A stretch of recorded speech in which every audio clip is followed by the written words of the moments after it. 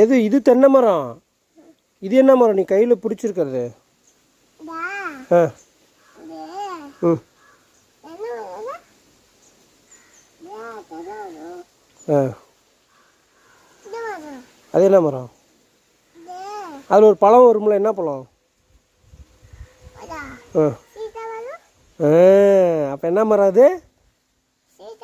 சீதா மரம். இதுதான் தென்னை மரம். இங்கே இருக்கு பாரு, இதுதான் தென்னை மரம்.